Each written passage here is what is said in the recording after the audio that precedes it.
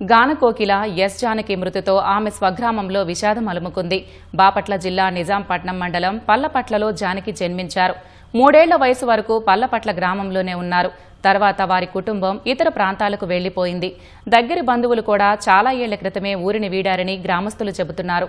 చిన్ననాటి నుంచే తల్లిదండ్రుల వద్ద జానకి సంగీతం నేర్చుకునేవారని గుర్తు చేసుకున్నారు.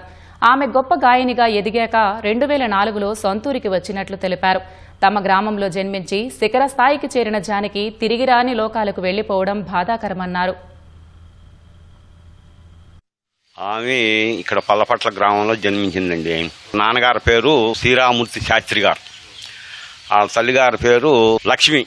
ఆమె 3 సంవత్సరాల పిల్లప్పుడే నిక్షాలు నేర్చుకుంటా వెళ్ళిపోయారు అక్కడికి. ఆమె స్థిరస్వార్థం మైసూరు, పుట్టుగాడి ఈ ఊరండి. ఇంకా వాళ్ళ నాన్నగారు మాస్టర్, ఆయన అటు బదిలీ చేశారు ఇక్కడ చేస్తూ ఉండగా.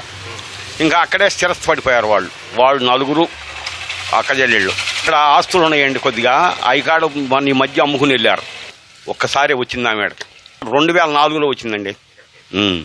చూసాం మేము అంతే. జానకమ్మ గారు అంటే పల్లపట్ల మా వాళ్ళంతా ఇట్లా సినిమాలకు వెళ్ళినప్పుడు జానకి గారు పాడుతుంది, ఈ పాట పాడిన జానకి గారు అని సంతోషపడేవాడు. ఏ పొలాల రిజిస్ట్రేషన్ అంటే వచ్చి ఆ కర్ణగారింటికి మా ఇంటికి వచ్చి కూర్చుని 2 పాటలు పాడి వెళ్ళారు. అప్పుడు అందుకోసం ప్రయత్నం చేసాం మేము కలుద్దామని, కానీ కుదరలో కలవటానికి ఈ గుడి ఓపెన్ కూడా తీసుకొద్దామని ప్రయత్నం చేసాము. అప్పుడు ఆమెకి ఏదో కాలు దెబ్బతింది రాలేదని చెప్పారు అన్నారు. సంగీతం నేర్చుకుందనేవాడు, హార్మోని పెట్టి హార్మోని మోగించేవాడు అంట. నాన్నగారు కూడా వెళ్ళేవాడు హార్మోని ఇంతనికి.